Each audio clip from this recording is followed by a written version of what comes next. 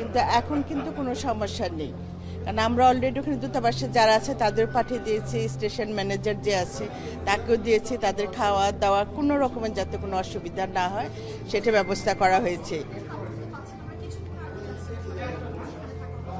কি logistic support বলতে কি আমাদের কাছে কিন্তু ছবি এসেছে, হ্যাঁ আমাদের কাছে ছবি এসে মাত্রই লাঞ্চ খাওয়ানো হচ্ছে। আমাদের হিজ এক্সেলেন্সি অ্যাম্বাসেডর উনি গিয়েছিলেন, উনি আছেন। 84 জনের মতো যাদের বিদেশি পাসপোর্ট ছিল তাদেরকে হোটেলে নিয়ে যাওয়া হয়েছে। 174 জন বাংলাদেশি পাসপোর্ট তাদের ইমিগ্রেশন সমস্যার কারণে তাদেরকে কোনো এয়ারপোর্ট হোটেলও দেওয়া হয়নি।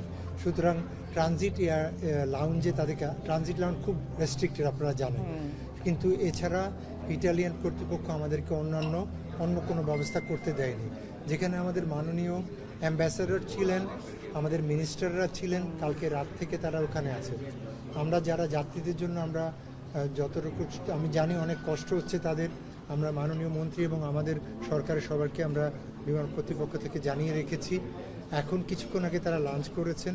আমরা যে বিমানটিতে আমাদের যন্ত্রাংশ এবং ইঞ্জিনিয়ার তারা টেক অফ করেছে আজকে 1:35-এ, তারা ইনশাল্লাহ আজকে 11টার সময় ল্যান্ড করবে। আমাদের সময় রাত্র 11টায় ল্যান্ড করবে। 3 থেকে 4 ঘন্টার মতো সময় লাগবে এটা মেরামতের জন্য।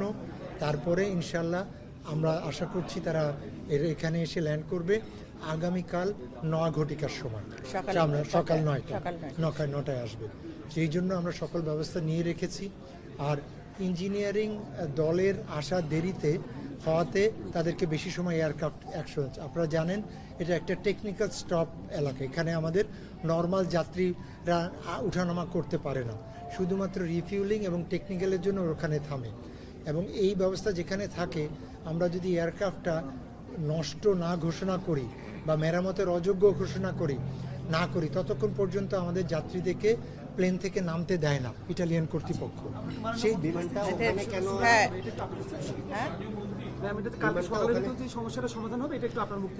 আমরা আপনার তো একটু আগে আমাদের এমডি সাহেব বললেন যেটা কালকের মধ্যে চলে আসবে আশা করি আমরা, কারণ কোনো যাত্রীর যদি কোনো অসুবিধা থাকে সেটা কিন্তু আমাদেরই বেশি খারাপ লাগে, কারণ আমাদের কাজই হলো প্যাসেঞ্জারের সুবিধা দেওয়া। যাক, সাময়িক তাদের অসুবিধা হয়েছে এটা আমরা স্বীকার করছি, কিন্তু এখন আশা করি আপাতত অসুবিধা নেই, কালকের মধ্যে ইনশাল্লাহ চলে আসবে। টেকনিক্যাল জিনিস তো এটা তো বুঝতেই পারেন যে এই সমস্যা থাকবেই। গত 4 আগস্ট সিলেট জেদ্দা ওমরা ফ্লাইটে কিন্তু এই ধরনের যান্ত্রিক ত্রুটি হয়েছে। এর আগে আমরা দেখেছি গেল 12ই জুন ঢাকা লন্ডন ফ্লাইটেও কিন্তু ঝামেলা হয়েছে। এই যে গত 3 মাসে 3টি ঘটনা এইভাবে যে চলছে, সামনে আয়করের অডিট আছে, এই যে আয়কর অডিট এবং সামনে ব্যাক টু ব্যাক 3টি ঘটনা, আসলে এটা আমাদের রাষ্ট্রীয় ব্যবস্থাটা আন্তর্জাতিক পর্যায়ে মানদণ্ডে আমরা কোনোভাবে পিছিয়ে যাচ্ছি কিনা, বিমান কর্তৃপক্ষের কোনো অবহেলা আছে কিনা, আপনি কি মনে করেন? না, আসলে আয়কর সাথে এটার সাথে আয়কর কোনো সম্পর্ক নেই, এটা totally different issue. Technical problem তো হবেই। তো এখন আপনারাও জানেন যে আমাদের এই প্লেন কত বছরের পুরানো প্লেন, এটা আমরা তো এই জন্যই তো আমরা বোয়িং আর এয়ারবাস কেনার জন্য কেন আগ্রহী, কেন চাচ্ছি যে আমার যাত্রীদের যাতে অসুবিধা না হয়। আমরা চেষ্টা করছি ইঞ্জিনিয়ারিং সাইডে আমাদের আরও লোক নিয়োগ করব, যাতে ভালো লোক ইঞ্জিনিয়ারিং সাইডটা ইমপ্রুভ করা যায়, যাতে সামনের জন্য আর সমস্যাটা না হয়। ঘাটতে আমি বলবো না, কারণ টেকনিক্যাল সাইডের প্রবলেমগুলি কখন হবে এটা কিছু বলা যায় না। তো চেষ্টা থাকবে আরও ভালো প্রমিনেন্ট লোক, আরও যেন দক্ষ সম্পন্ন ইঞ্জিনিয়ার নেওয়া যায়, এটা আমরা চেষ্টা করতেছি। আরেকটা বিষয় হচ্ছে যে গতকাল হচ্ছে ছোট একটা আগুনের ঘটনা ছিল ওইটা তো এর আগে হচ্ছে 8 নম্বর গেটে। এই যে আগুনের ঘটনাগুলো দুইটা ডিফারেন্ট ইস্যু, টোটালি দুইটা ডিফারেন্ট ইস্যু। এটা আগুন যেটা লেগেছে আপনারা জানেনই যে শর্ট সার্কিটে বা এটা আছে।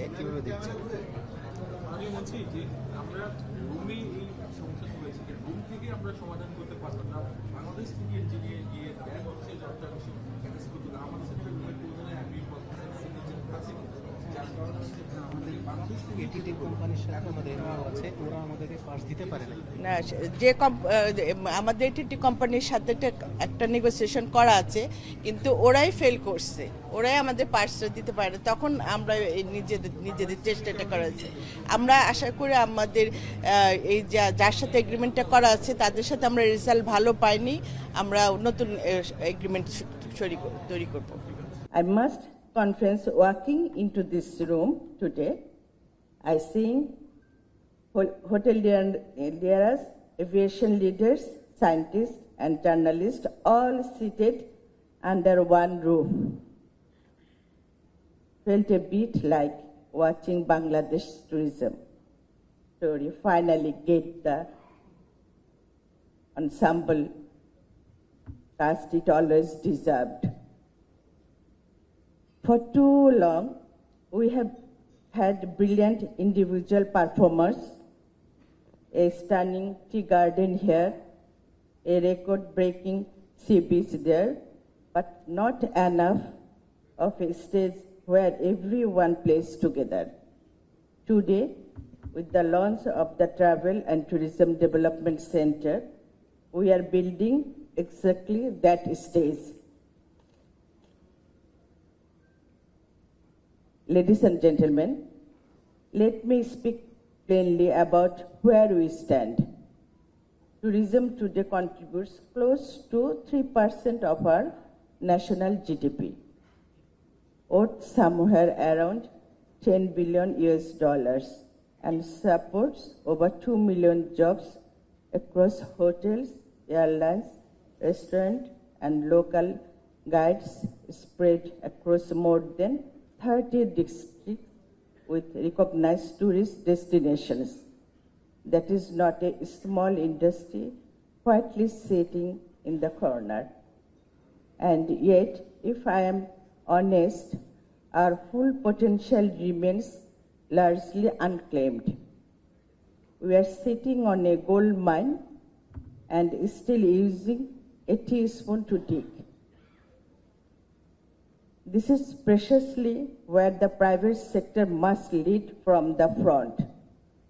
Government can build policy and open doors diplomatically, but it is our hoteliers, our tour operators, our airlines, and our young entrepreneurs who will actually welcome the travelers and turn a visit into a memory worth returning for. Ladies and gentlemen, what tourism truly needs is cooperation, hoteliers talking to researchers, aviation talking to policy makers, and journalists holding all of us honestly accountable. The panel discussion you will witness shortly, bringing together voice from BIDA, CPD, Galaxy Group, ISG, and the business standard, is proof that is cooperation is already happening in this very room. All distinguished guests, under the leadership of our Honorable Prime Minister, Mr. Tariq Rahman, a National Tourism Council has been formed, chaired by the Prime Minister himself, with a clear target of lifting tourism's GDP contribution from roughly 3% to 6 or 7% in this year ahead. A national tourism master plan is being finalized. A mega tourism development initiative is underway in Cox's Bazar, Sylhet, and Khulna, and over 100 professional tour guides have already been trained under our skill development program. The TDC is the next and perhaps most important step in that journey, a permanent platform from public-private collaboration to finally match our ambition with our infrastructure. I would also like to acknowledge the efforts of the launching committee, including Mr. Nasir Rahman MP, and all those who have worked to make this initiative a reality. With great pleasure, and optimism, I formally inaugurate the Travel and Tourism Development Center, TTDC. So, today I invite every one of you in this room to see yourself not as guests at a launch, but as founding partners in Bangladesh's next great growth story. All honorable guests, আপনারা সবাই জানেন আমাদের গণপ্রজাতন্ত্রী বাংলাদেশ সরকারের মাননীয় প্রধানমন্ত্রী জনাব তারেক রহমানের একটাই লক্ষ্য দেশের উন্নয়ন, জনগণের উন্নয়ন, যেটা আমাদের নির্বাচনী ইশতেহারে যেটা আমাদের আছে যে ট্যুরিজমটাকে আমরা আন্তর্জাতিক মানে ট্যুরিজম হাব বাংলাদেশে করব, এইটা কিন্তু আমাদের ইশতেহারে আছে। সেই লক্ষ্য নিয়ে কিন্তু আমরা সবাই কাজ করছি।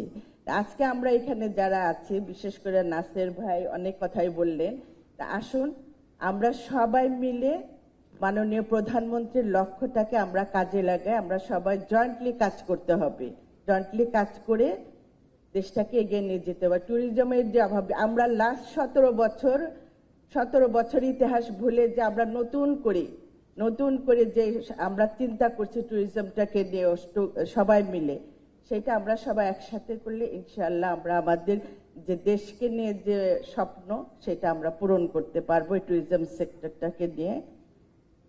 কারণ দেশটা তো আমাদের, আমরা তো এই দেশেরই মানুষ। সুতরাং আমার মনে হয় আমরা সবাই দেশের প্রতি কমিটেড। এই দেশের জন্য আমরা, আমাদের জন্য দেশ, সবার আগে বাংলাদেশ, এটি আমাদের মূল লক্ষ্য।